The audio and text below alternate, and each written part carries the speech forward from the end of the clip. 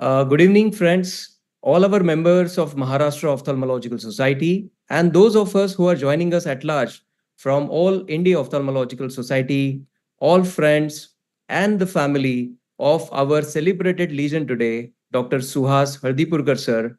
On behalf of MOS, we would like to welcome you all. Friends, we all know the legends are not born, but they are created through echoes of their actions.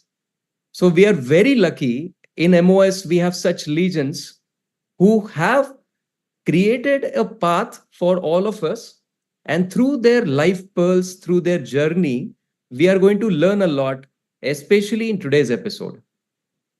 So, esteemed members and friends, as the chairperson of the scientific committee, it is my immense pleasure and honor to welcome you all for today's MOS Legendary Series episode.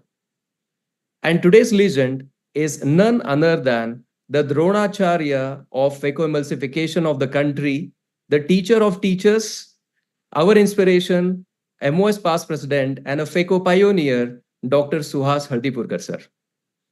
Dr. Hardipurkar sir's journey is not just one of the professional excellence, but it is also of unwavering dedication and pioneering spirit.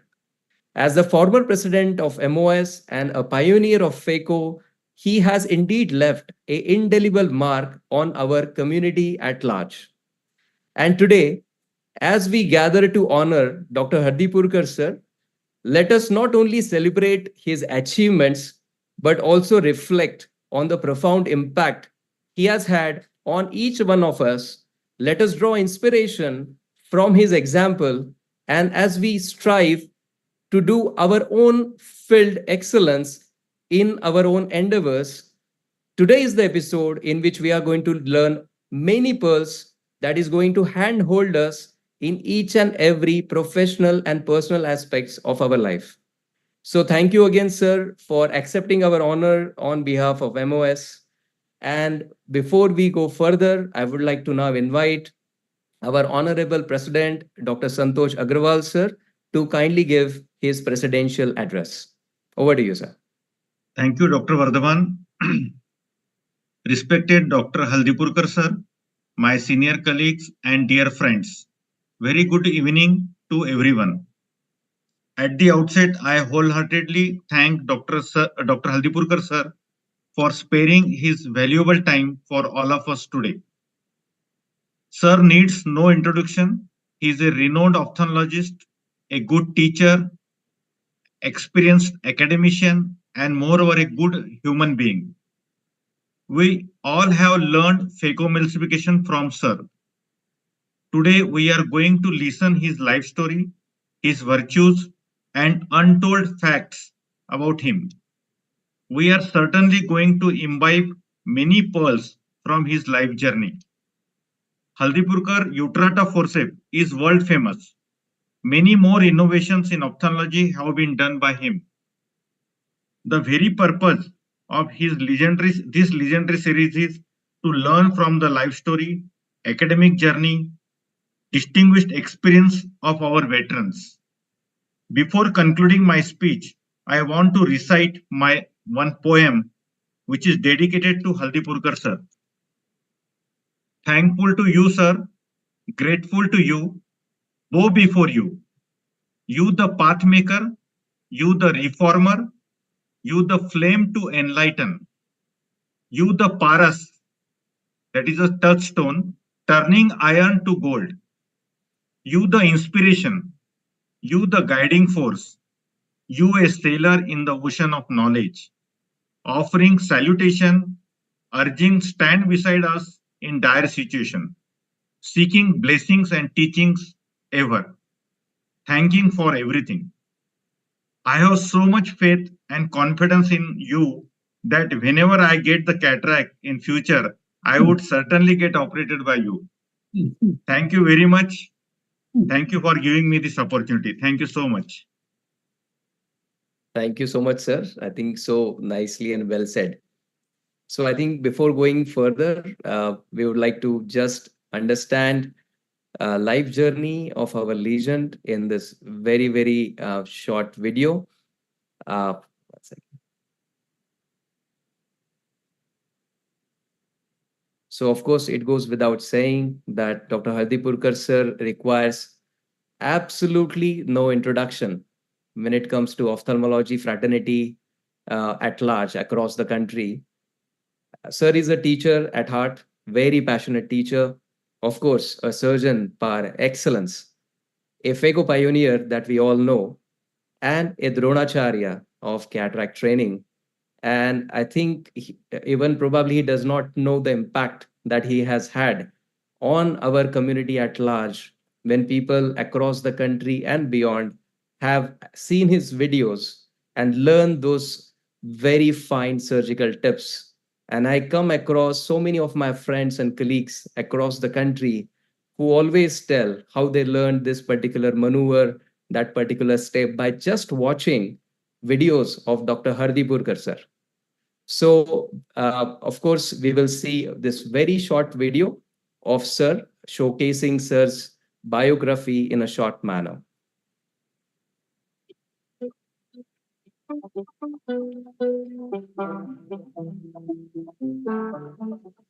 In the year 1981, Dr. Suhas Haldipurkar started his practice in the small town of Panvel, and he went on to build an institute called the Lakshmi Eye Institute, which is a reputed eye center in Maharashtra.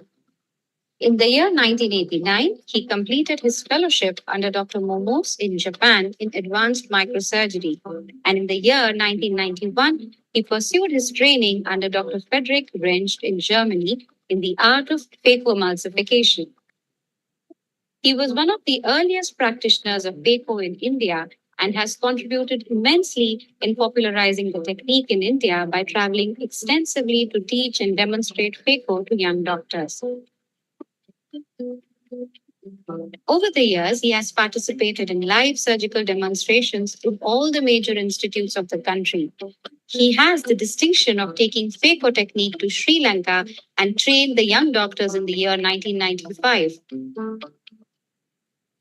From the year 2004, he is the teaching faculty at Winter Academy in Austria, where he spends a week teaching phaco to young European doctors. He is the founding trustee of Lakshmi Charitable Trust, which over the last 25 years has contributed immensely in taking eye care to the remote areas of Raigad. Over the years, Dr. Suhas Haldipurkar was decorated with number of orations, citations, named lectures, and awards for his contribution to ophthalmology and to the community.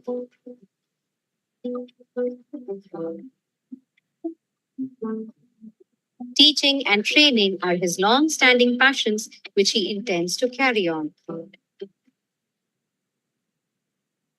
So, friends, as we saw, again, a teacher at heart, a surgeon par excellence, a phaco pioneer, and dronacharya of cataract training, we are very lucky to have Dr. Suhas Hardipurkar sir today with us.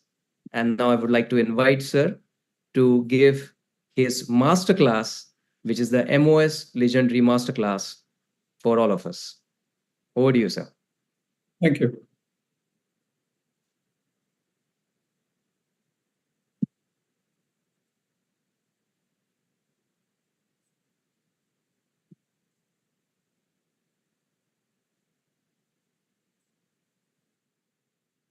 Where do I get it?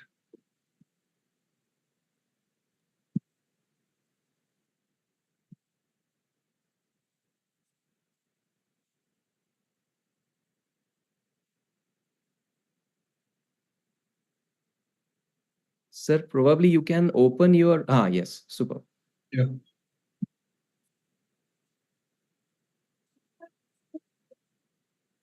Yeah. Thank you. Thank you so much, Vardhaman, Dr. Santosh, Dr. Atul, Dr. Aditi. I'm really touched by the honor that you have given me today by putting me on the pedestal in that legendary uh, series that you have. I only hope I measure up to even little of what you have told about me.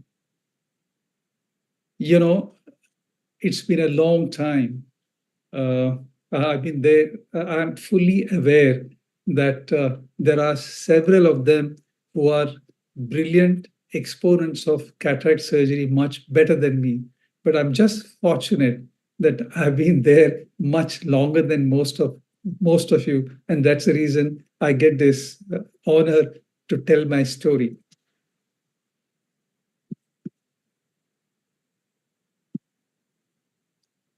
See, it was I came to Mumbai with a simple and the only desire to be a general surgeon. And the destiny chose ophthalmology as my specialty and Panvel as my karma bhumi. But that branch was just beginning to develop. That means I was in the right branch at the right time, and rest is the history. That was a time in the year 1981 when I started practice. These were the icons in intraocular lens implantation. And in the year 81, they all came on the shores of Mumbai to teach us. And after that, India has never been the same. Last 43 years, I tell you, there has not even been a single year when something exciting did not happen. It's like me and most of us have been sitting on the edge of the seat just watching it. That way, all of us today are very lucky that we're in ophthalmology. In the year 89, when I went to learn microsurgery in Japan, there was not even a word about phaco being taught. And I was wondering that from 81 till 90, how phaco took such a long time to come to India. In the year 91, when I went to Range to learn phaco, that was the only thing that he was doing in addition to posterior segment. But he was such an excellent surgeon and ambidextrous person that some of the pearls that I picked up from him have just stayed with me all my life. In the early years, obviously, when I started, the machines were rudimentary, techniques were not perfected. There was no proper guidelines and reference point we could go to. So naturally, there were few of us who had come back learning phaco and started. So we had to visit each other to pick up points here and there. And of course, we were not privileged to operate on Californian cataracts that we see today. It is said, I cried because I had no shoes. Then I met a man who had no feet. These three icons of the world, it is because of their missionary zeal that we see phaco today. Against all the odds, they just continued, they slogged on to make phaco relevant. There was a time when FDA wanted to abolish phaco because of its complication, but somehow these people just continued. And today, if a patient, if a patient touches our feet, just remember that we are standing on the shoulders of these men, because of which we are basking in the glory for the beautiful technique that we do today. The machines, and just imagine the machines in the 70s had no linear control. The surge prevention or venting system were very inadequate. There was no self-sealing wound, there was no rexes, there was no foldables. And in such circumstances, for them to carry on with phaco so that today we can enjoy the fruits of phaco is really an amazing story. And then the next 10 years, I was trying to consolidate the technique of phaco and just took every opportunity to visit all the centers wherever it was possible. The only desire was, if I learn something and come and I can share it, my fraternity, my colleagues will also come and see. Unless a particular technique is practiced by many, the technique really can't go to a next level. So that was the whole idea of doing it. And my phaco learning continued. If you look at some of the presentations that I made over the years, they were all the time with a single purpose, because I wanted to learn, I wanted my colleagues to learn. So what will you do was a session that I carried on for several years at AIOC, because I thought if I stuck with some problem, probably my panelists or some of the my friends from the audience would come out with an answer. And then, of course, the next thing that I would started doing was I started showing my complication so that I could get some answers. The whole idea of making presentation was I could learn, my colleagues could learn. And then in the last several years, I just stuck with two topics. One was value additions in phaco, and second was fine tuning in phaco. Again, that by this time I realized that most of us are doing phaco, and now if I can help someone hone up their techniques, fine tune the techniques, I would do that. These were some of the few simple things that I continue to show. These are just it's not working. Simple things like you have this you try and irrigate. It has a very powerful way in which you can always take your plaque out, and you can always use different instruments and clear it, because I always felt that even if there's a small and then, of course, today when we use multifocals in a big way, every time it's not possible to correct astigmatism with a toric multifocal. When we have such a beautiful technique called limbal relaxing incision, at the end of the surgery, after you're done with, you could always go and make a slight touch up and do LRIs. I'm just running through these because these were some of the cases I was always trying to show in fine tuning and value additions. Now, this is another case.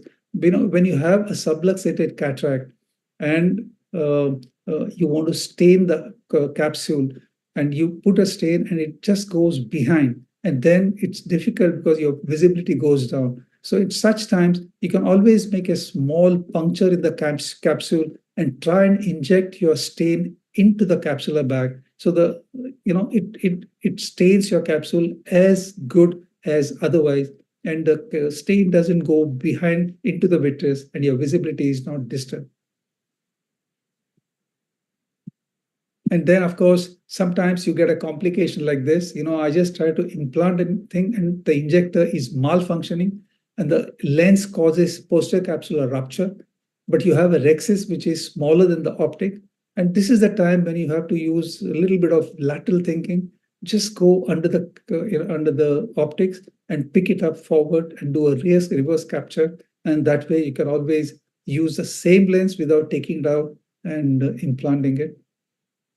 And then, of course, sometimes you use different devices. Now, this was a case I just wanted to show today, because even before you remove your cataract, you can always place your. Now, this is an ASIA anchor which I'm putting. It's just a simple, stitching of that anchor in the most weakest position, and you can always put your implant in the eye. Now, this is something Dr. Mohanta showed me, a beautiful thing where it's a pre-chopper.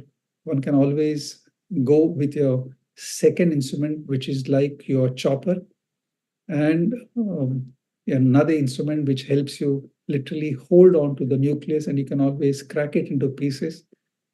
That way, you can either reduce the amount of phaco power that you use, or when you don't want to use phaco, you just want to cut your nucleus into smaller pieces, you could always do that. So all this was happening. And then I completed 25 years. And when I completed 25 years, I just thought of stepping back and wonder as to what phaco has taught me in all these years. And there were a lot of pearls that phaco taught me. And I would like to share with you some of the pearls that phaco taught me. See, I have realized that there is no full stop, because all the time newer and newer devices will come, newer and newer procedures will come, newer lenses would come, and you would continue to work because you have a passion to work.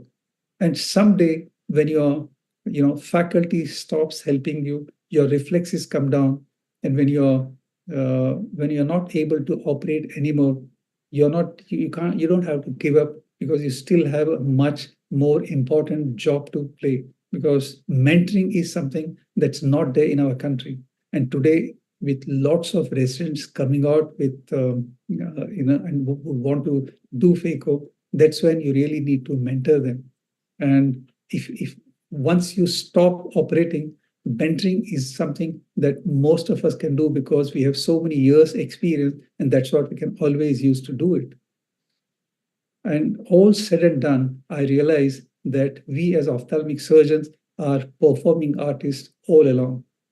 Be it to your audience could be your OT assistant, or it could be a resident, or it could be patients waiting in the waiting hall watching your surgery, or it could be audience in the conference.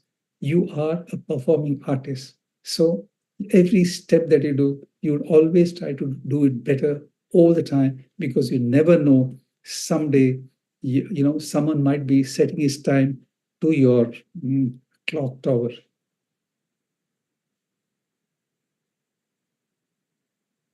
Then I realized, and I have practiced, is that ambidextrity is an integral part of modern cataract surgery. When I was training with my phaco teacher, Dr. Wrench, I found him to be extremely good with his left hand, as good as his right hand. I asked him, "Sir, how do you manage to be so good with the left hand?" And then he said, "You try to paint with your left hand, you try to shave with your left hand, you try to write with your left hand, and that's how you become better." Like in this case, there'll be so many steps where if you're good with your left hand, you can certainly use it as comfortably as your right, and that way your surgical results become better. Now this is a BX ring where you're fix it.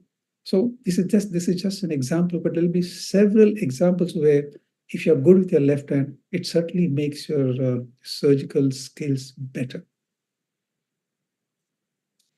One day I was attending a glaucoma surgeon's OR in North Carolina, and that day he had a list of 4 traps. All of them were repeat traps, and some of those conjunctivas were pathetic. And he was telling me, he said, "You cataract surgeons and retinal surgeons have least amount of respect for this conjunctiva." And then I realized, yes, when we do our cataracts, when we do our SICS, the way we cut the conjunctiva, the way we cause cautery, someday if that patient needs to go in for surgery, it's really difficult. So I think every cut you make, be it on the conjunctiva or on the cornea or any structure in the eye, let it be gentle and be caring, because someday it will really pay you off. Then I realized that when a patient comes to me, I'm not listening to him, I'm listening to my own self-talk, because patients always guide you to the solution for the problem they have come. So just be present there, listen to him, because it's a practice with me. After I've done with the entire examination, I just ask him the same question again. Mr. So-and-so, will you please repeat what your problem is? Because very often he is interested in what he has come for, and we are interested in what you really diagnosed. What's important is what he has come for. So that should be a practice all of us should really cultivate. Then in the last 3 years, I changed the gear again. Mind you, this is especially to the young doctors who are attending this. The first cataract surgery that I did was in the year 1978. And today, even today, when I enter my cataract theater, I go with the same excitement and same passion. And then I was wondering why. Now that's because somehow, without naming it, I was doing a mindful approach to my cataract surgery, in managing cataract. So you'd ask, what is mindful approach? Mindful approach is when you are fully conscious of every interaction you have, moment by moment, with your patient when he walks in to seek your advice. Mindful approach is when you are fully present and aware of each step during the surgery. And mindful approach is when your overall well-being improves after interacting and serving your patients. Remember, my friends, in every interaction that you have with your patient, if if you bring in positive thoughts, that interaction has a healing effect on you and on your patient. So just remember, a mindful approach can make us live happily and our patients also feel better. I have seen many people feeling very tense when they enter the theater.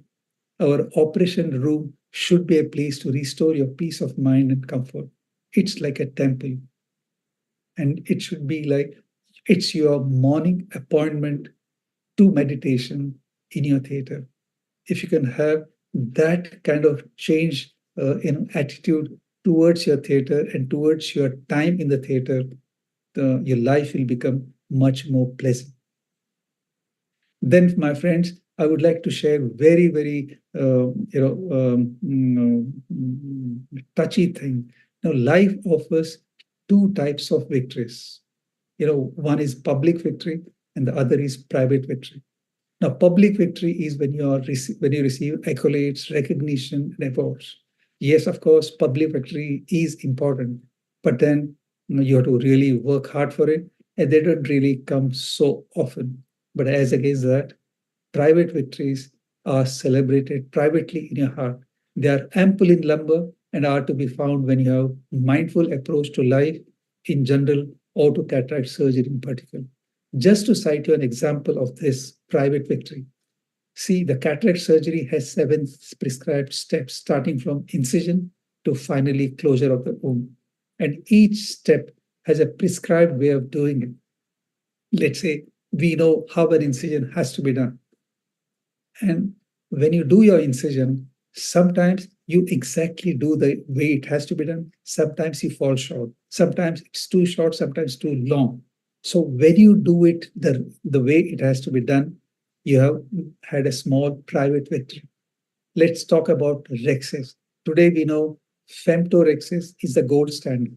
And every one of us, when we do our Rexes, we try to do it as good as a femtorexis. But sometimes we miss, sometimes we do. And then you keep a strike rate. Let's say in a week's time, out of 10 Rexes that you did, if you have done 5 of them, which are almost like femto, that's your private victory. And then you try and improve your strike rate. So this way, in small and small things that happen in your cataract surgery or in life in general, you can always have lots of private victories. And these are the ones that give you happiness, pleasure, and make you feel better. And friends, gratitude. For me today, and for most of you, we are here today in this position because there have been several people who had to contribute for you to become what you are today. So let's all be in the attitude of gratitude because in fact, very often I feel that the society has given me more than I deserve. And that's the reason, the least I can do is always be grateful to them. Friends, life is a journey, not a destination. Learn to enjoy the ride. It's been an exciting and a wonderful journey for me all along till now. And if I have to really choose to, trace back, it would be the same route that I'll take, maybe with few changes. Thank you so much, and it's been a wonderful talking to you. Thank you.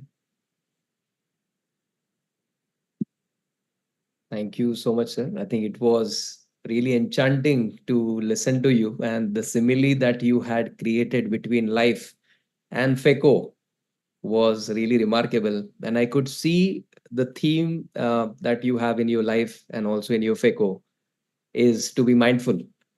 I think that is how, in fact, I was discussing with my family that we have this webinar in which we are going to have Dr. Haldipurkar sir as the legend. And the first thing my wife told me was how calm and what kind of calmness sir has on his face all the time.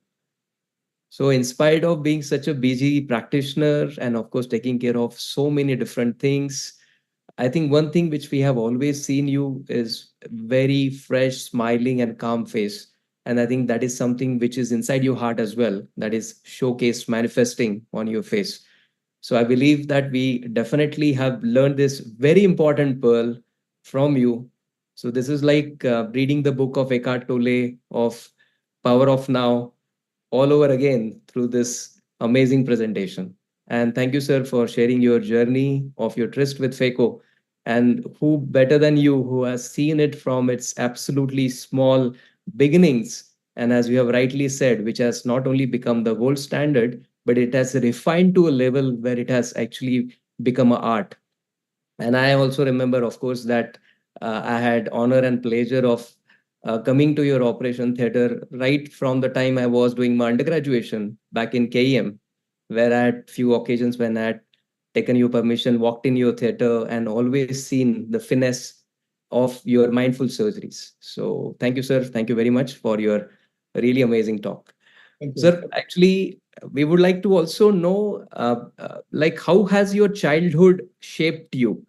So basically, I think many of these things we have seen for legends, the roots are many times in the early learnings.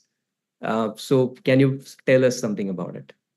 Well, I can only tell you this. Now we know Lakshmi. Lakshmi is my grandmother, and she was one of the finest human beings I have ever seen. And I come from a joint family in which we nearly 30-35 people live together, and like we didn't have to go out for a cricket team because we had that many children. And the best part was each child always felt that I am her most favorite. That kind of an atmosphere, she really nurtured us, and we grew up. And then I have realized one thing. When like my father was a guy who never interfere into any of my decision making. He would let me do it, but with always there to support you in case you need it. So it was a wonderful childhood in my house that really built us to take on. And because my grandmother was so compassionate, it just literally got into us to be very kind to the sufferers and downtrodden people. And that's been with me. And that's the very reason probably why what excites me more than my practice is the charity work that we do. Sometimes when you see real needy people who come to get treated, that gives you major satisfaction. Absolutely. I think, sir, that is well said. That compassion which came from your beloved grandmother. Because even when we talk about Dr. S.S. Badrinath, sir, there is he always, the book which is written on his name on behalf of Shanganitral is called as Vision for Compassion. And compassion was the word that he always nurtured. And Mm. of course, that is what we see in you. But the roots were in your childhood, the roots were coming from your grandmother's compassion with all of you. So I think definitely, I think the public at large, the patient are at large are the beneficiaries of this childhood nurturing and the culture. And you always wanted to go into medicine, as I understand. Probably you must be one of the first people in your family to go in medicine that time. Yes, I was one of the first one. But then somehow, uh, well, I mean, as a child, it always happens. You need one person to influence you. My family doctor was such a fine gentleman. Even today, I remember him after 60 years. Extremely good. Like when he walked into my house for a house visit, the kind of aura that he carried with him was something that I've never seen with anybody. And from that day, see what happens is that as a child, we always have great, things, and then gradually these things dilute. But somehow, to me, to go into medicine was seva, and that seva always stood, and it got even stronger after I started practicing here because I think because I started this charity and saw these suffering people come now, my that seva attitude has only become stronger. So basically, compassion coming from your grandmother, and then this aspect of inspirational figure like your general practitioner in those times created this subconscious maybe desire to go into the field of medicine. And like, how was your medical college time like? I'm sure must be in those times a lot of fun and many No, no, challenges. No, unfortunately, no. It was a very simple one. See, like you'll have a lot of fun when you have a lot of resources. Unfortunately, I didn't have that. So I was like my friends recall, a quiet guy. But well, I mean, I enjoyed meeting my friends and in a small way. But then, well, it was a wonderful, wonderful. I come from. I did my medical from a beautiful college called Karnataka Medical College, Hubli.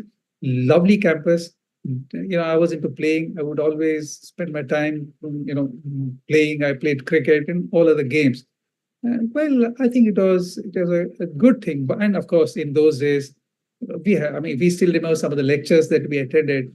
Extremely dedicated teachers and extremely good friends to live with. I think I had great medical college days that I can always remember and go back to. Great. And of course, that time, I think ophthalmology anyway, exposure during medical colleges No, is no, nothing, nothing, less nothing. everywhere. But do you remember, like in your Oh yeah, MBBS, yeah, yeah, yeah. were you ever? Fortunately for me, the great Dr. M.M. Joshi was my teacher. Oh, great. And I mean, he was a legend even in those days. And we would be like as an intern or sometimes as a student, we would go on ophthalmic round. And the way they would carry about, there'll be some 15 patients who are operated in the indoor. Next day, we would go and open their pads and check them, and Dr. M.M. Joshi would do it. It was kind of a style, and I still remember that from those days. But So beyond did nothing, because when finally I did my MBBS and decided to come to Bombay, it was only with one purpose. In those days, I had read all the books on doctor, like, starting with Citadel by Dr. A.J. Cronin, and all the books, about doctor and their life. And, somehow I had a passion that I must go and become a general surgeon. And I came to Bombay. That was the reason I came to Bombay. So ophthalmology never on the card. And but like I said, destiny wanted me to be ophthalmologist, for which I always thank God that he literally made me become an ophthalmologist, even when I didn't have it in the wildest of my dreams. absolutely so. So, sir, as you said, it was destiny, and I believe that there were a lot of great teachers. You had Dr. Zoglekar. I Oh think. yeah, yeah, yeah, yeah. So in fact, I wanted to say, like, I was working with Dr. Sate as his assistant, and that time Shah from Shah and Shah would come with his early lenses for us to try. That is, I'm talking about 79. In 79, 80, he would come, with few lenses, and in fact, we had to use them and give our results. Well, of course, the results were very poor in those days because the sterilization was, it was not ETO. We had to use sodium hydroxide and all that. And somehow patient would always get lots of uveitis, and the lens would be studded with iris pigments. But we did try them, and some of the patients were really good. But that was when I saw Dr. Sate, trying out those lenses. So that was my early brush with lens implantation in Bombay. Wow. And so, sir, of course, we have heard that you were a very studious student and, of course, very, very humble to the core. So, one of your teachers actually wants to say Oh, a few things to you. So, we'll just see.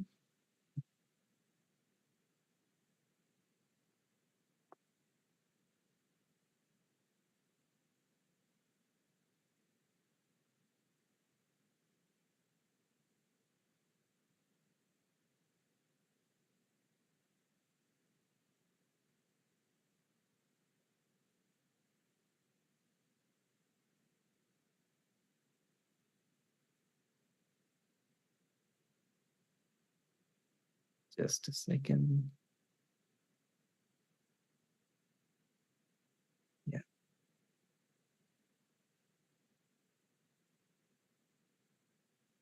just one second.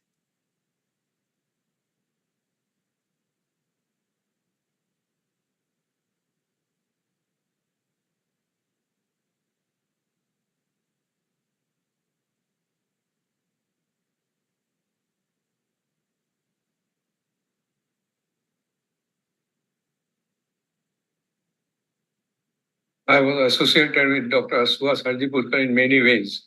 Firstly, he was my student in Mumbai. Then he had called me for inauguration of his institute. I had done the inauguration. Later, he joined me in my experiment of group practice. After my retirement, he had invited me to teach postgraduate students at his institute.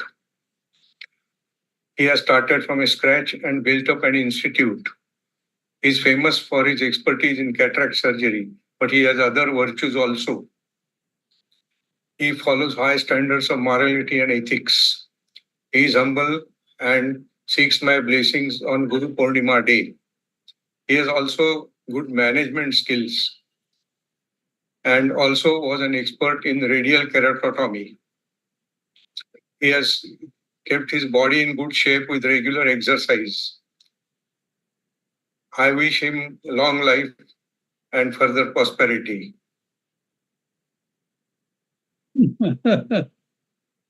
So sweet of him to say So, that. yes, sir. So, as I see, sir, you of course had so much of impact because of your teachers. As you said, Dr. Sate sir was the first to probably introduce you to this whole world of lenses. Mm. Dr. Gokhale sir, Dr. Zoglekar, everybody has played a part. And of course, then you had your tryst with phaco when you did your international fellowships. So, please tell us more about when you went abroad and Mm. saw phaco for the first time, Mm. and when you were actually exposed to it for the first time, what was your reaction? Well, the best part was I knew Dr. Wrench as one of the finest surgeons, but and it was my long time desire to go to him. So I went to him thinking I would get to do a good cataract surgery and good training. When I went there, and the only thing he was a general surgeon in a sense. His list would have two, three very advanced vitrectomies, diabetic vitrectomies, and then he would also have some 5, 6 cataracts, and all the cataracts he would do with phaco. And he was use that goiter machine. But he was so good in his surgery and in his hands. Even in those days, the phaco looked so easy, so comfortable. So for the 6 weeks that I stayed with him, every day I just would sit, look through the assistoscope, watch him. And I always tell my friends, look, I never held the phaco handpiece in my hand till I bought my machine. But I saw his surgery with such intense focus that whatever I was seeing, it was getting registered in my mind. So I still remember when my machine was delivered and the technician asked me, Doctor, have you done it before?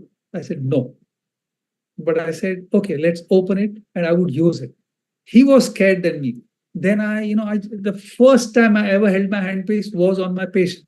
And then he says, Doctor, you say you're not used it. I said, truly, I've not used it. But I tell you why I share it, nothing to boast. But I say, if you watch it with complete, intense focus, it somehow is registered and it comes back. That is what happened. And I could do that phaco. Of course, that was a rudimentary phaco. Then I had to, like Dr. Keki Mehta, one day I went to attend his theater. Then there were 5, 6 of us in the country, and we had to kind of share with each other and learn. But it was even Dr. Kodial was there. Even he started doing. But those were very interesting days. And well, like every time we would get surge, even our coroners would kind of compress because those machines were not that great. So there would be a surge every now and then. Right? It was difficult. So the foot control required that time must be super finesse requirement. And Yes. that's probably how you kind of practiced your foot to become your main anchor. Sir, and When was it the first phaco with the Rexis, or you were doing capsulotomy that time? that was without Rexis. That time Rexis was not there. It was just with capsulotomy. So how did you get the hang of Rexis the first time? How did I? Get the hang of the Rexis for the first time? Because that itself is another, let's say, in a way, innovation that makes phacos Uh, safe. In fact, I remember There used to be sessions on like how conferences are. There'll be one entire session on Rexis itself. Everyone would come and show their way of doing Rexis. Rexis was a big thing. But when Rexis came, obviously, the Rexis and the small incision surgery, all of them more or less came together. But of course, we were doing with the needle, and initially it was can opener, and then it was Rexis.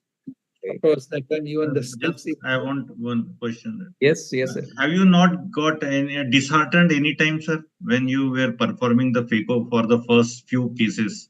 Oh, yeah, of course. The result was not that remarkable. Then Well, the more than result, yeah, of course. I have caused enough complications. It also affects you. You feel so sick about it when you have a PCR, when you have a nucleus drop. Now, all these things have happened to us, and somehow, we are wizened. Our hearts have become stronger, but we did cause all that. Today, when I have a complication, there's a backup service. In those days, when you have a problem, you have to take the patient to Bombay. Like Dr. Gokhleja, who is my teacher who just spoke, he was also a retinal surgeon.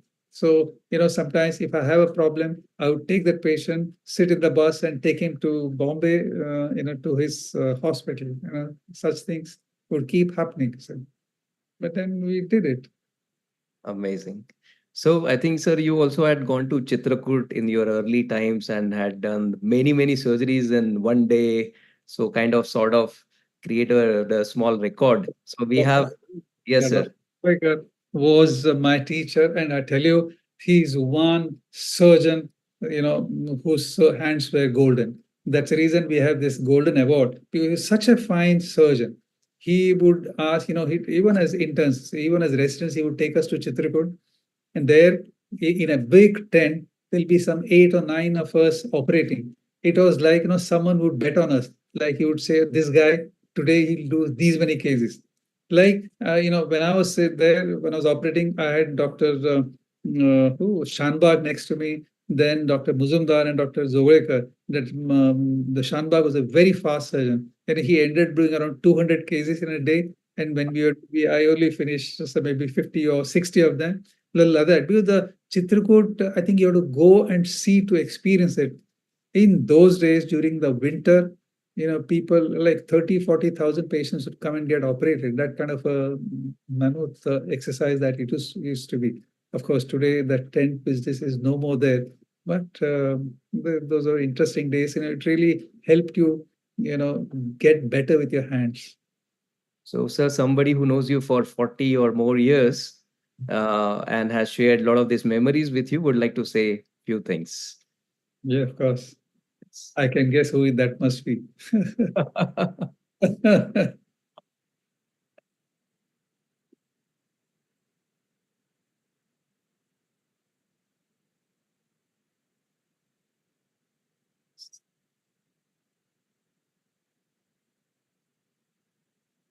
Good evening, everybody.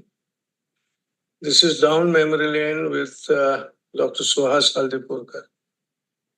I've known Suhas since about 78, 79 when he was one of my first house surgeons. That's what, 45 whole years. I found him to be studious, meticulous, sincere, hardworking also. He had a good surgical hand even then. I remember both of us had gone to Chitrakoot. This was 79, 80, I think. And we went berserk in the OT. I think in one particular day, between us, we polished off around 236 cases with good results also, I'll tell you. Those were intra days, but with 5 stitches. And for this kind of surgical skill, we only have our teachers to thank for. Dr. Joglekar, who was the master of intracapsular. He taught you not just ophthalmology, but even more how to live your life. Dr. Sathe, who was the master of extracapsular. Dr. Gokhale, who was slow but very methodical and meticulous. And Dr. Motwani, about whom I will not speak now because it will take a whole session. उनकी तारीफ में तो एक पूरी session निकल जाएगी. Back to Suhas. Suhas reminds me of a character from a movie called The Sound of Music, the lady Maria. Just like Maria, he is vivacious, bubbly, outgoing, friendly, but most important, he was always full of joy and spreading joy wherever he went. Like, I tell you this, like Maria, he was often late, huh? Late for OPD, late for ward work. Never for the OT, but ward and OPD, he would be late many times. And if you asked him why, boss, वो mud island में थोड़ा party था ना इसलिए late हो गया. Be that as it may, I've known him to be a superbly skilled surgeon, a team player, a team builder. No, no, no, not just a team builder, an institution builder, a teacher par excellence. And I consider myself fortunate to be called his friend. There is no doubt in my mind that he deserves much, much, much more than what you are going to confer him with. Thank you all.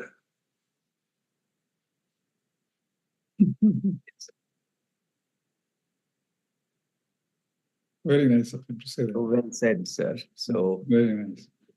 so sir, when it comes to this full facet, because I think that is very few people all over the country, especially in Maharashtra, I'll say that is phenomenon seen more in South, have been institutional builders, and you have been one of those very few people. So, how is it to go about creating an institution? What were the facets you think were your strengths that you could create an institution and build upon that? And so, we have seen that over the years, there have been people who have been part of your journey of this institution who are with you for very, very long time. So, please take us through this journey of being an institutional builder. Well, so again, it's the reason I went in for an institute is there came a stage when I had so many patients asking me to do everything for them, and I felt very, very inadequate. I felt if I treat it when there's someone who can do it better than me, I'll be doing injustice to him. And that's the reason I felt I must get people, because by then India was, these specialists, super specialists were available. Thanks to Dr. Badrinath, and LV Prasad. There were these subspecialty consultants available.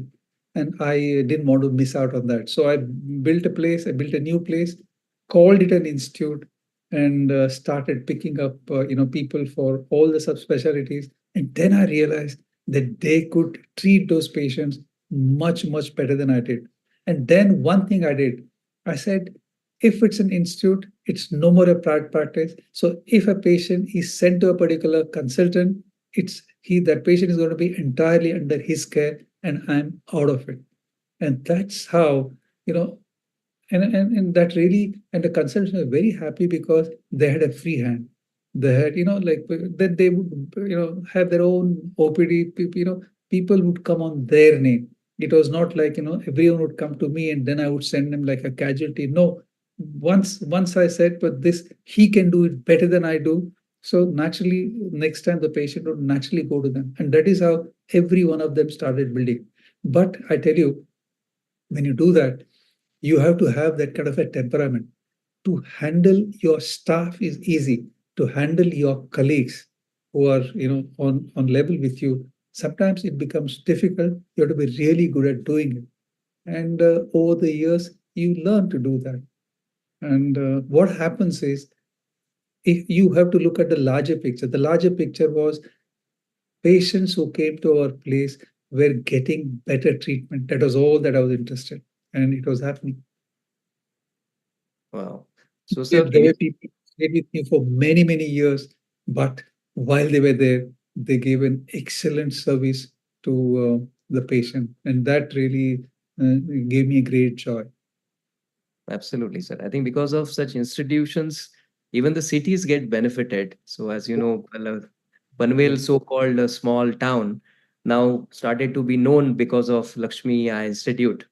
And I'm sure, like even today, like when people think about Panvel and healthcare, they first think about Lakshmi Eye Institute. And as you correctly said, like this became your karma bhumi. But in the beginning, I'm sure that when you started your practice, because of being in a smaller town, there were benefits. I'm sure there were some disadvantages. So, how was your early time during the practice? The only benefit was like you could walk on the road and everyone on the street would know you. It was all said and done a real small town. But and frankly, Vardhaman, if you have great aspirations, great ambition, then you are it's a disadvantage. I was happy with a small town life. The only problem was like if you at that time we didn't have any medical treatment required. If you really needed good medical care personally, you have to always go to Bombay. Of course, people would say if you wanted to go and eat well, you would go to Bombay, but that was not my passion. My wife would cook so good food for me, so I was very happy. Maybe for entertainment, but then I tell you, in a small town, well, like in small town, all the people, they make a small group. They are friends together, and most of the fun part that they do it together. And we did it. Like we had lovely friend circle, like we had different specialists. Like I was only ophthalmologist. There was another physician. There was a pediatrician. All of us were together, and we would sit and have fun. We go out picnicking and all that. So I think my early part was nothing to complain actually. And did you ever envision, sir, that like this journey will actually take you to such large success in our fraternity Oh, and all no, that? no, no, never. That's what I always wondered because I never really thought of it. Meaning, I never dreamt. Like like till my wife forced me to buy car after 4 5 years. I was so happy with my bike, and I was like, I don't know, it's my personality. I never thought of tomorrow. I was just happy with what was happening today, and it just kept happening. I never knew that someday I would be sitting in front of you, a successful guy like you, and talking about my story. Like that story has some value. Even I never really thought, but that's the reason I'm so much grateful all the time in that attitude of gratitude because well these things just happen to me.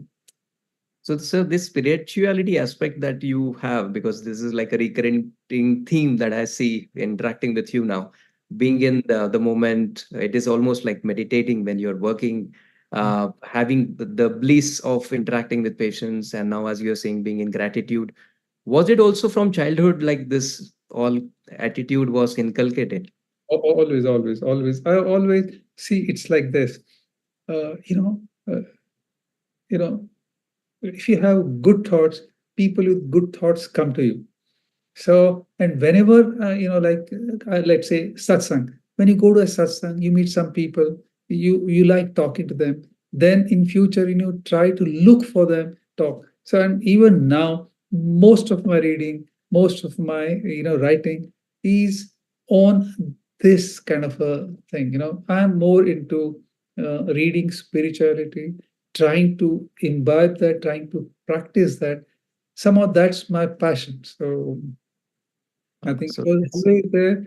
Now it's kind of improved a bit. so we can say that this is almost like a practical spirituality because the spirituality is coming in the manifestation of the human normal day-to-day Vard- life. Vardhaman, I tell you a simple thing. Now I always feel now you have to serve. Okay, if I can do a good surgery, okay, if I can do an excellent surgery, it is a service doing to my patient. See, taking money or no, it's a different part. I can take money and do a slipshod job, you see. But when I do a good surgery, let's say a resident is standing and watching my surgery, and I do a good surgery, and he picks up a point and he does a good surgery. He goes back and practices and he does. So that is how you continue to do your seva or service. In this way also, it's not necessary that you have to go and do some charity. Do a good surgery, be very truthful to your patient, You've done a great seva. Absolutely, sir. Absolutely. Great, great, Pearl, indeed. So, sir, in this journey, like as you said, you actually gave the name and the let's say the glamour to the small town of Panvel. Uh, when did you actually realize first time that actually this is becoming a get of bigger affair, and you are actually, because you draw patients from all over the country. So, in the beginning, I'm sure that, as you said, you are somebody who is very spiritual. You are doing surgeries to the best of the abilities, and you never dreamt of great success, and you were not really caring about what it brings to you. But when it started to come automatically to you, so when did you feel for the first time that, okay, this is actually becoming like a big deal? No, not really. It just happened from small to big. There was never a day when I felt I've really done something big. One day I remember way back, you see, I'm talking about one patient from Mathura. He came and he said, Doctor, he came for surgery and he said, I would like to stay for 5, 6 days in the special room that I had in a small hospital. And then I was just talking to him, and he said he and his wife with cooking material, they had come all the way from there. I said, "Why did you come?" He said, "Just to get up." But why you came here? He said, "Someone told me." And then when I was talking to him, my father heard it, and he said, "Suhas, I think he felt I never felt." He said, "If someone just to get operated is coming all the way, that means you're making some impact." I mean, I didn't give much attention to that, but that is the only time. But otherwise, well, it just kept happening. I didn't give much attention to that. I was only trying to do better. Of course, I felt nice. You always feel nice when someone from far away comes to you to get operated. It's okay, but I didn't really think much about it. Sir, about this whole passion about mentoring and being a great teacher, of course, now when it comes to cataract and teachers in cataract, the first name which will always come across the country, because all my friends who are very prolific surgeons, including, let's say, right from Harshul to Dr. Gaurav to everybody will first think about Dr. Hardipurkar sir. The first thing that we saw, they all use your forceps, as Dr. Agarwal sir said. They all have your maneuvers. They have all watched your videos. So this passion of teaching, so when did it start? Right from the beginning, or it came with time? How was this journey? Well, well, I really do not know that, but then it's something like this. Like I had some or other assistant with me all the time, and they were so much better than me in the clinical part, and I was always better surgically. I was kind of gifted. So I felt if I can learn so much from them, I think it's my part to teach them. And once you start have passion to do a good job, you would also want your someone who to whom you are teaching also to do as good as you do. And of course, Einstein has just said one thing. He said, if you can explain something in the simplest way to a child, that means you really understood that topic well. So I said, uh, if I can start teaching him, and if I can simplify it and teach him, only then it proves that I have understood. I wanted to understand the subject better, so I started teaching. When you teach, you can understand the subject better. And over the years, it became kind of habit, and I still love it. And I tell you, like the mentoring part, it is so much necessary today to mentor, and we don't have that system in our society. Like in US, most of them, they call for senior doctors or senior colleagues to come and mentor them. If you have read Atul Gawande's book, in that he mentions, he said, like, I thought I was good enough, but still, when I decided to get a mentor to come and watch my surgery, and he took down notes, and at the end of the day, he said, let's sit and I'll tell you what all are the flaws. See, you don't understand. You think I'm good enough. But when you have someone looking from a different angle and who comes to do mentoring for you, it helps. And I think, see, all of us with 20, 25 years experience, we have enough wisdom to distinguish between the right and the wrong technique, and that is how we can mentor. Right. So, sir, of course, you have had a large impact on everybody as we discussed, and one of them would like to say a few things for you. Just a minute.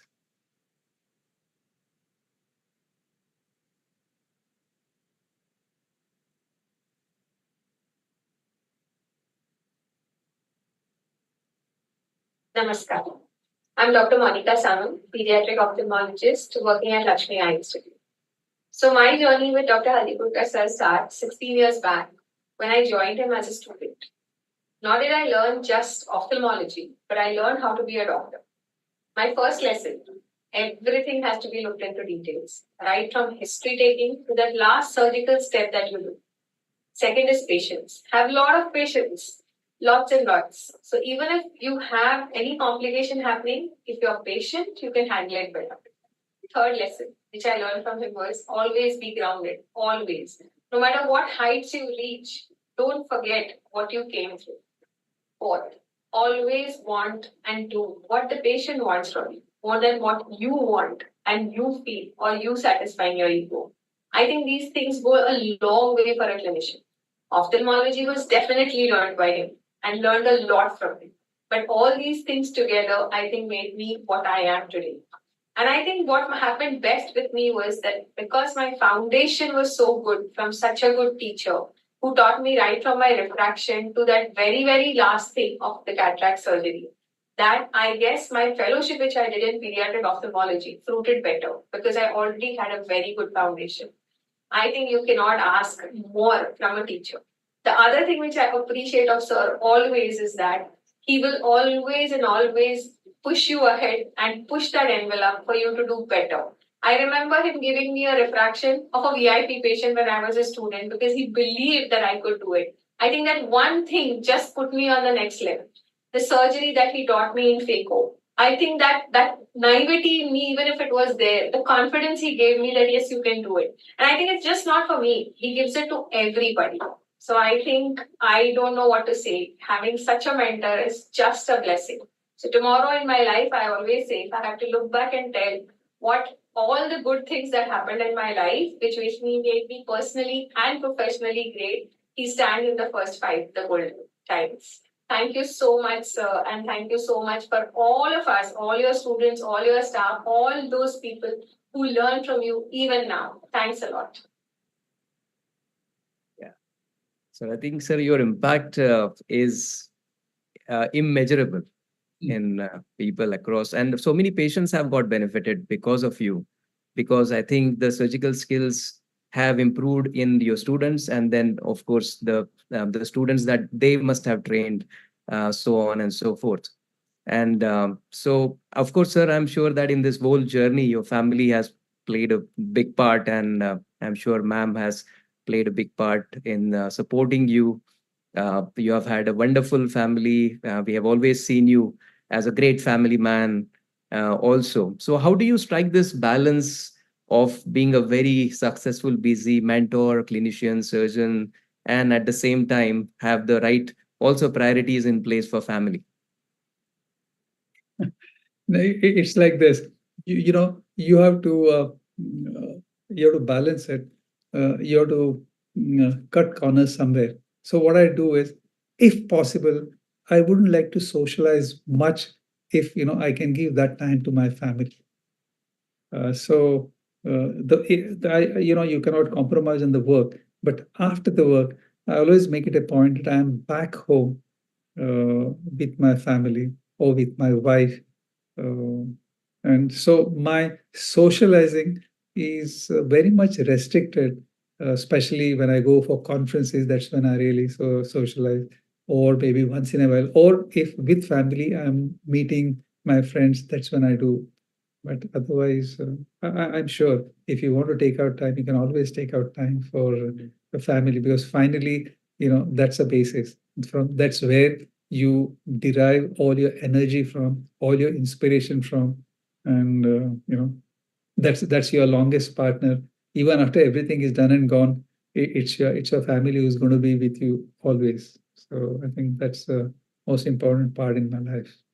Yeah, that's a great teaching, sir. And I think like you are a father of two daughters club. So I follow you in this regard, and I'm also a father of two daughters club.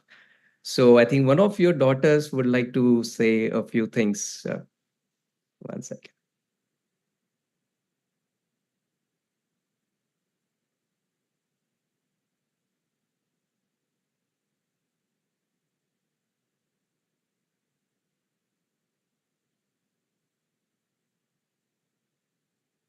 Our story begins with these two wonderful adults, my parents Jayu and Suhas. Our childhood had been filled with love and care and always surrounded by friends and family. My mother was a perfect companion for Baba and his enthusiasm for hosting people. She would always be ready with delicious food while Dad was busy clicking pictures or organizing some games to make sure everyone felt involved. Birthdays were always a huge celebration, as was any festival in our home. And as we grew older, Baba was the person who we knew will make sure everything is all right. May it be some problem in school or some health issues.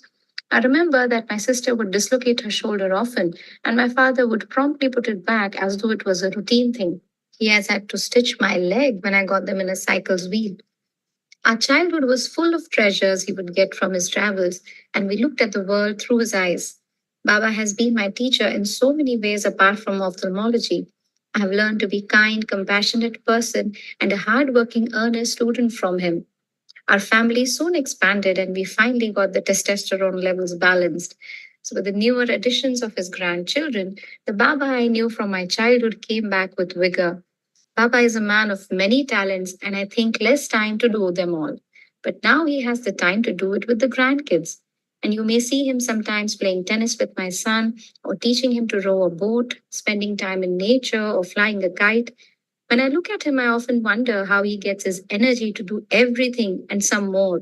We are all blessed to be near him so that some of that zeal is rubbed off on us on a daily basis. Yeah. So I think this has been very special, sir, because I think a lot of people, when they become very successful, we have always seen some of them are able to balance their families, some of them are not. But I think you have been a remarkable role model in this regard. So, and as you said, you have prioritized family over probably socializing, given them more time.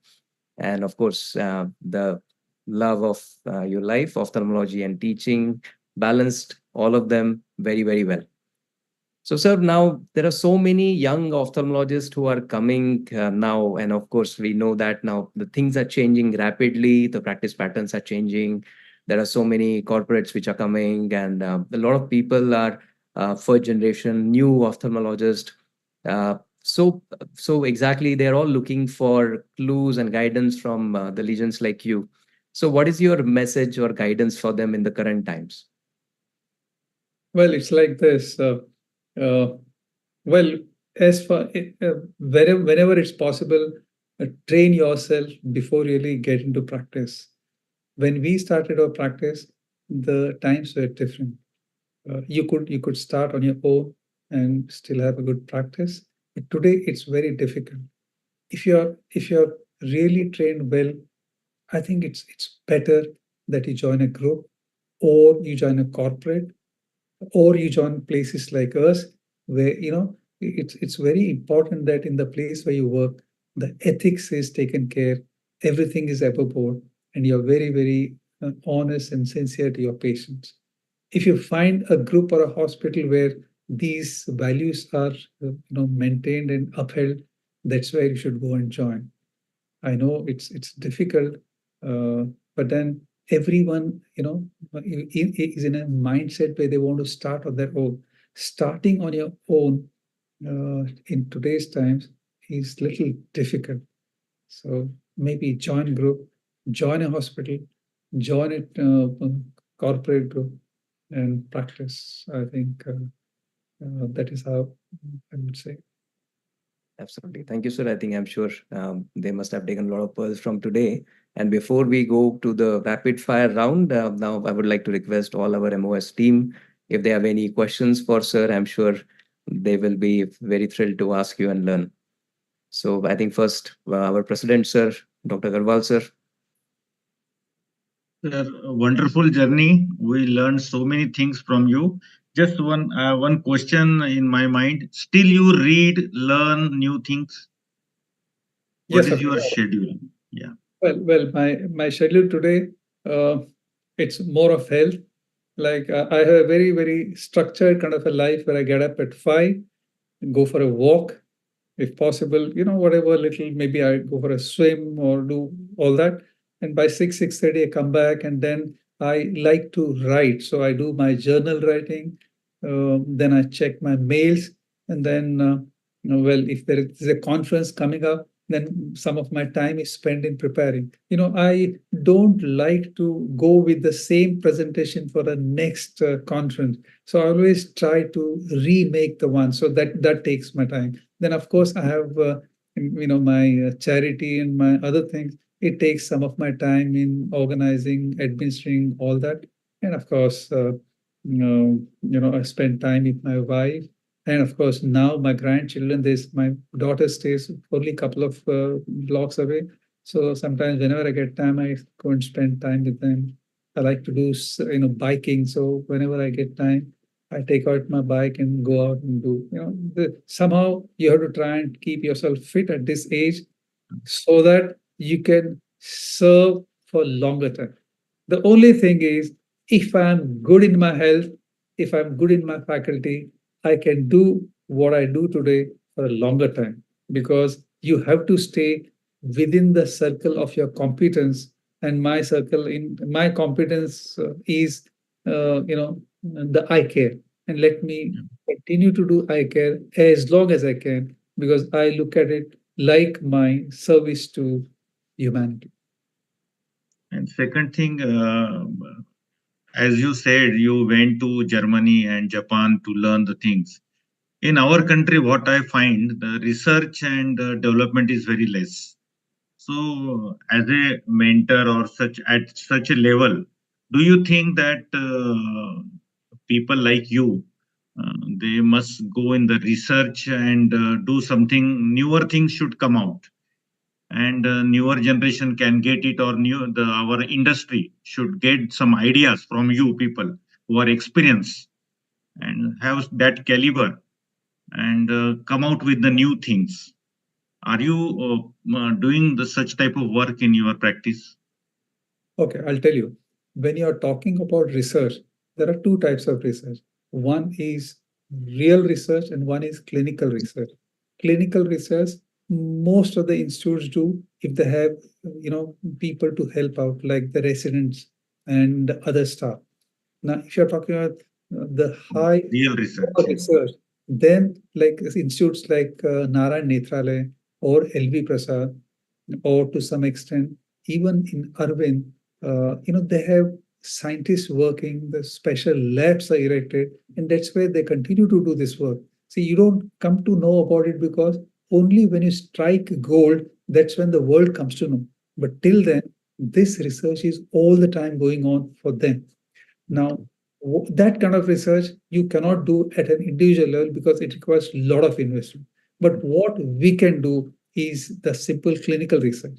And clinical research is in terms of, to finding out newer ways of doing things, finding out easier ways of doing things, or doing a pure statistical research.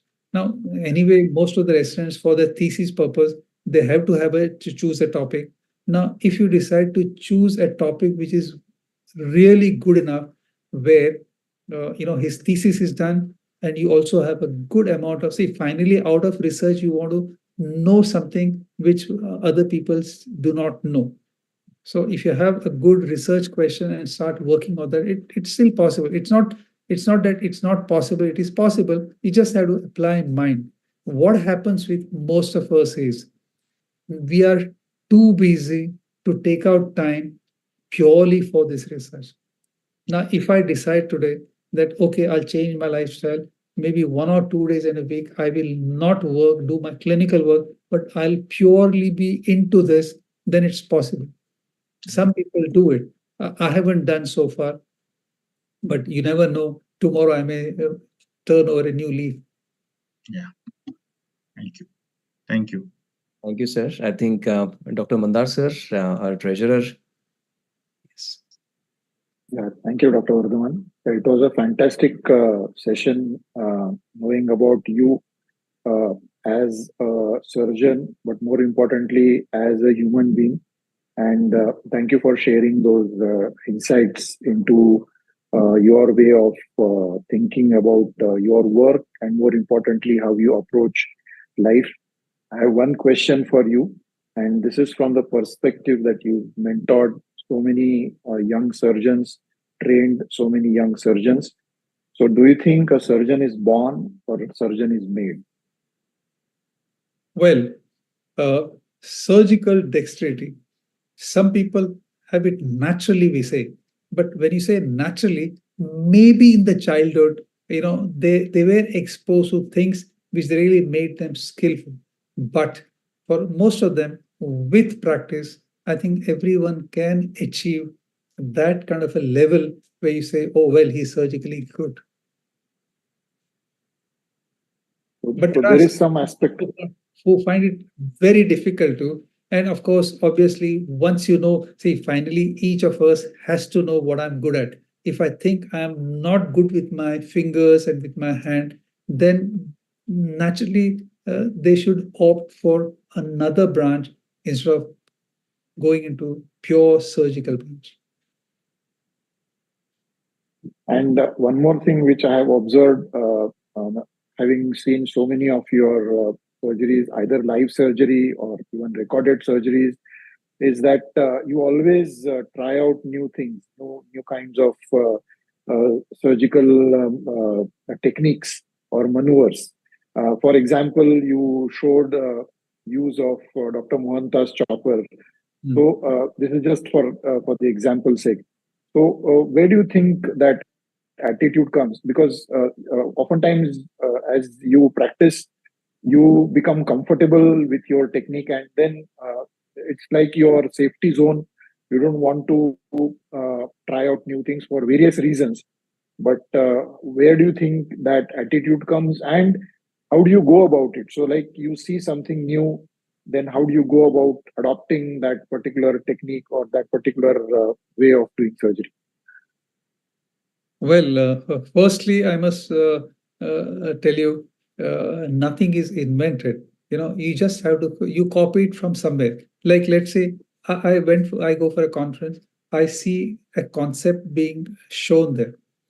Now I can either do it, copy it, and probably improvise on that and do it better, or use that concept in a slightly altered way and come out with another thing.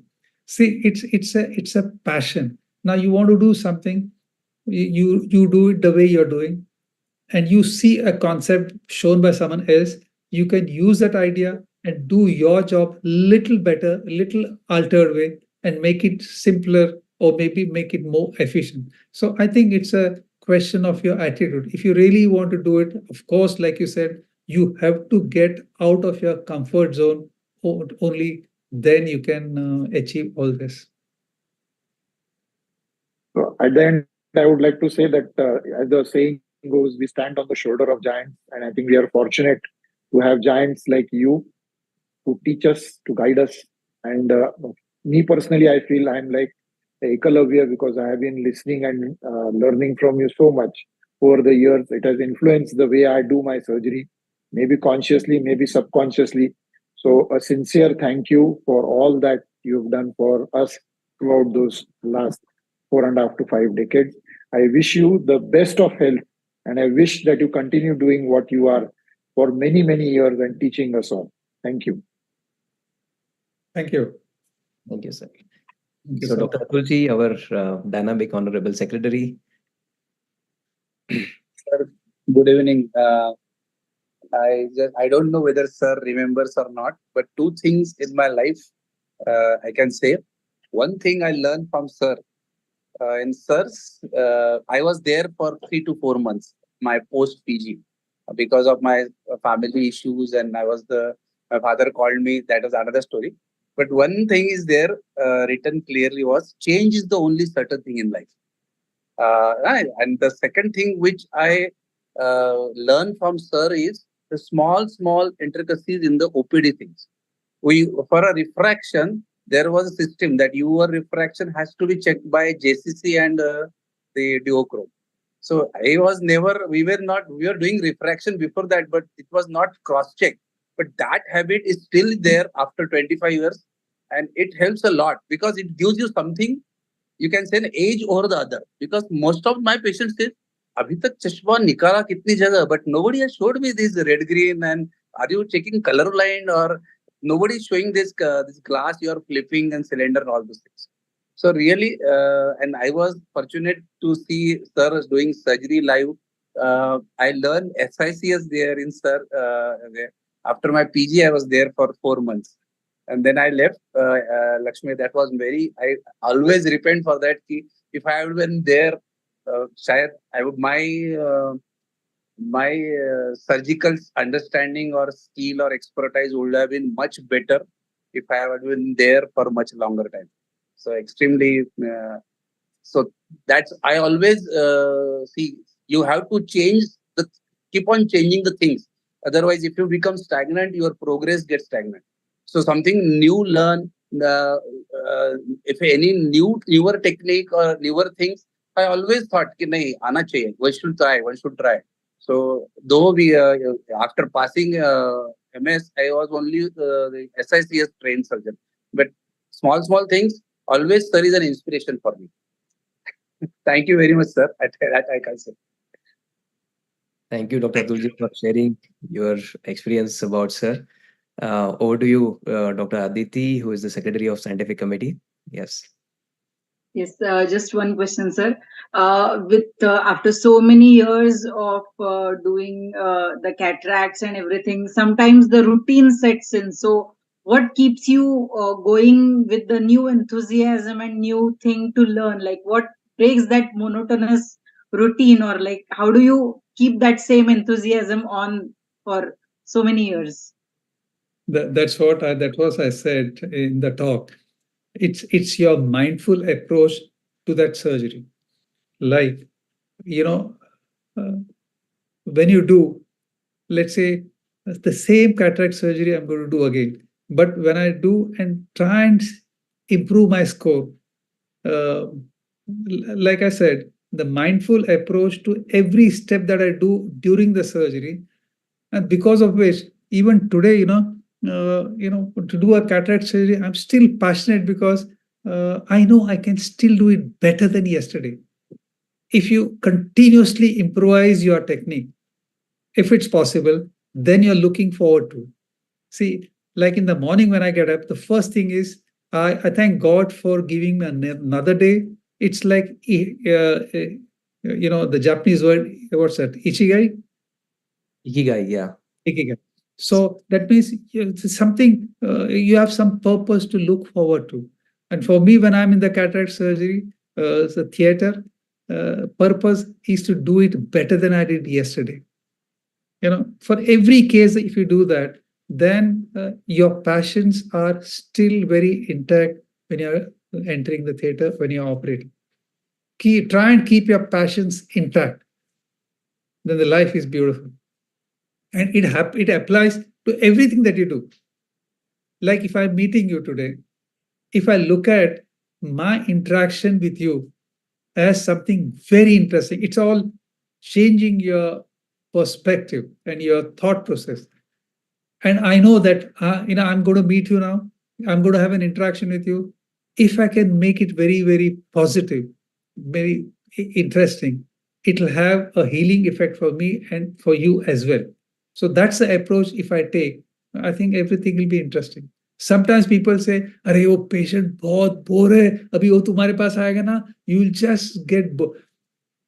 That's when I look at it, so positively, because in every interaction, you can derive pleasure.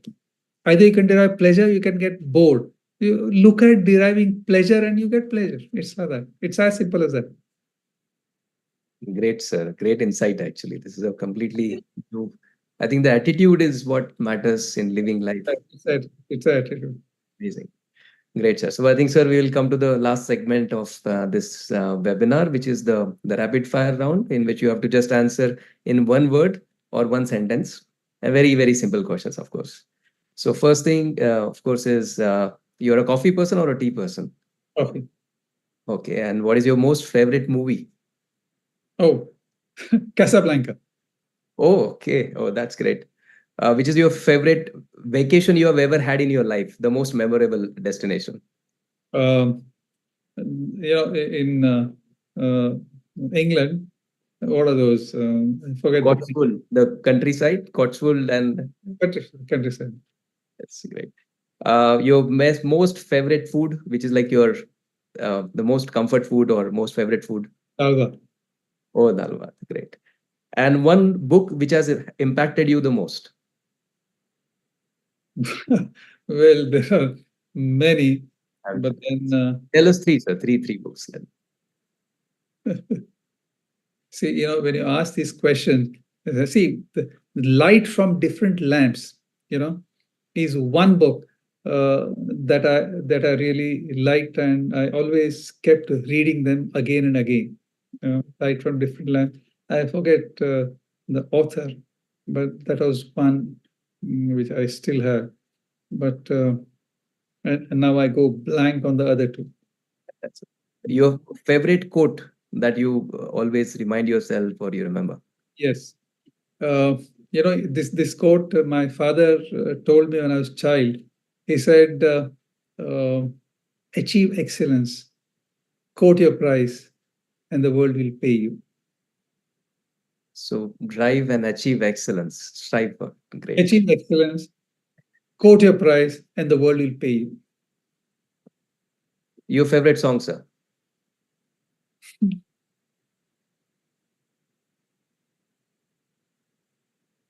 Is anything that is like your most favorite melody or you like, or as Maniyar sir said, the sound of music?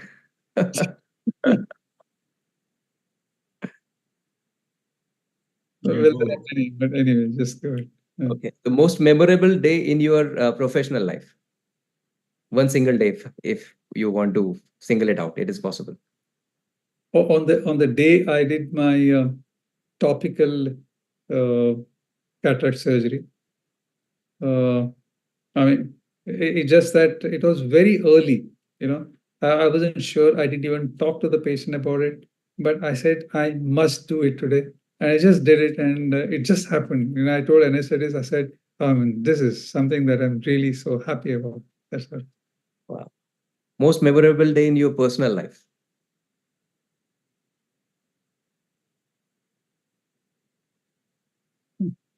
That the day I met my wife just in a party, and then we just got into talking, and that led one thing to another, and then we got married. Great. Nice. So if not a doctor, what will Dr. Haldipurkar sir will be? Like, let us say, if you were not a doctor, what do you think you would have been? I would be a school teacher. Okay. So teacher never Nice. left. Oh, great. So three things about Dr. Haldipurkar which none of us know or most of us don't know, and it will surprise us probably. My life is an open book here. Everything. Okay. So the three most important ingredients for success, according to you? Well, you have to be very, very. You have to have integrity.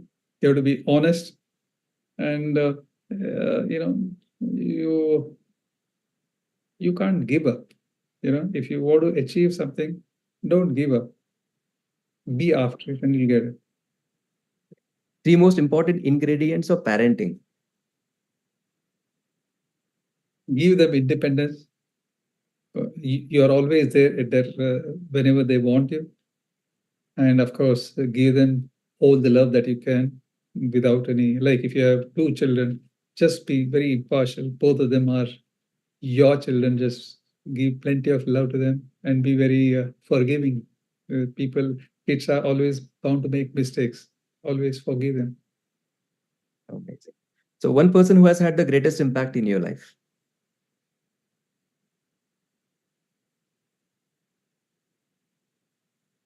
Well, And it's my brother-in-law who had the greatest impact in my life. So, and three qualities that your generation had that this generation does not, and vice versa.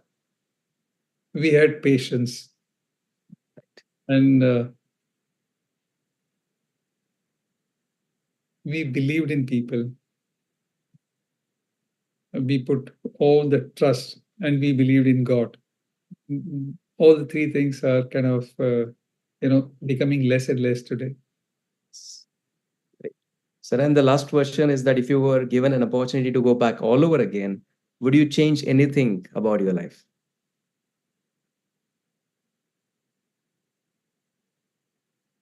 I would take the same course, but I would do certain changes. Like like I did my basic training and immediately started practice. I would go to an institute like LV Prasad or Shankar Nethralaya, go through a proper fellowship, and then come and start. Because that is very much necessary if you want to have a very strong and a good foundation for your institute or for your practice. Right. Thank you so much, sir. I think this last 1.5 hours has been full of learnings, life learnings, ophthalmology related learnings. But most importantly, we have learned the virtues of life. We have learned the attitude. We have learned the attitude of gratitude. We have learned different aspects which inspired you, which you have been inculcating, and they are going to inspire us in the future. So, thank you, sir, so much for accepting our invite and taking us through your journey. And most importantly, from all of us, we wish you the best and the best of health in the future, and keep inspiring all the Eklavyas in your life as you are the real Dronacharya that we have. So, thank you so much, sir. Again, thank you so much. So, for the Thank you, sir. official vote of thanks, I would like to ask Dr. Aditi, Secretary of Scientific Committee, to do the honors. Thank you, sir. Thank you again. Uh, it was really mesmerizing to listen to the pearls of wisdom from your life, sir. I would really thank you from bottom of my heart on behalf of MOS for accepting our invitation. The everything, like starting from the calmness, the perfection, the urge to learn new things from every single surgery, and most importantly, positive attitude towards life and everything, and gratitude. These were like few points which really inspired us. And like every experience from your life, maybe it's like academic, non-academic, everything was really there were a lot of things which we actually learned from. I would like to thank all the panelists, your family and friends who actually shared their experiences about like different phases of your life. We got to know many things about you from those. And thank you once again for being here and accepting our invitation. I would also like to thank Entod for giving us the platform for this. Would also like to thank Rahulji for making the technical things perfect and making it a glitchless webinar. And also, I would like to thank our own team, Agrawal sir, Atul Kadhane sir, Mandar Paranspe sir, for being there. And obviously, Dr. Vardhaman for making the interaction so lively. And obviously, last but not the least, all the viewers who are actually watching us live on YouTube and Facebook, and future viewers will be getting inspired from this talk. So thank you once again on behalf of MOS.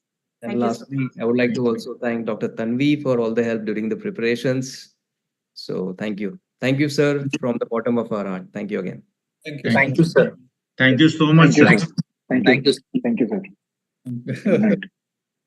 Sir, last comment you want to make? Anything I'm about MOS, about MOS, Moscow, on anything you want to? Oh Yeah. yes, yes, that's a good thing you said.